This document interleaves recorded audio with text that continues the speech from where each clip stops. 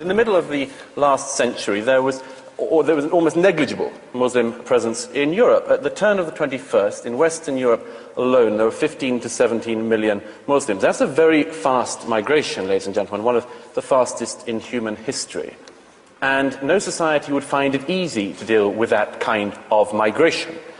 As it happens, European societies, Western European societies have, I think, dealt with this much better than some would. Certainly, Muslims coming to live in Britain and in Western Europe enjoy more rights and better rights, among them freedom of worship, than they do in any Islamic country in the earth here today. We do have a problem. We have a problem when the failures of Islam throughout the world, the failures of all Islamic societies, come here into Britain. Their intolerance of freedom of conscience, their intolerance of apostates, their intolerance of freedom of expression and freedom of speech, their intolerance of minorities, other religious minorities, sexual minorities, their intolerance of gays, their dislike and distrust of half of the population, women, and many, many other things. And the call, what's more, for a parallel legal system within Britain and European societies. This is monstrous. No other group behaves like this, asks for parallel laws. This is a fundamental problem, and it's one we're going to have to deal with. It's a problem between a society, Western Europe, that believes that laws are based on reason, and Islam that believes that they are based on revelation.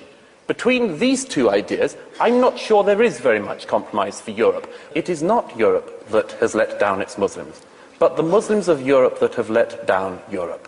This is not solely something which we have to say we can never reconcile. Of course we can reconcile this, but we need to be honest about it. We need to be frank about it, and we cannot avoid things just because they are unpleasant. And if there were one thing I would wish Muslims in Europe could learn today, as fast as possible, it would be this: that you have no right in this society not to be offended.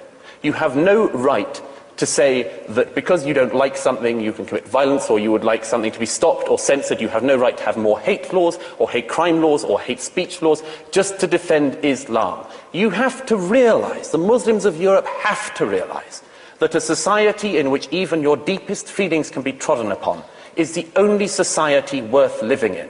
And the sooner we can learn that, the sooner that Islam can learn that within Europe, the better. It is not Europe that has failed its Muslims. It is Islam that has failed Europe.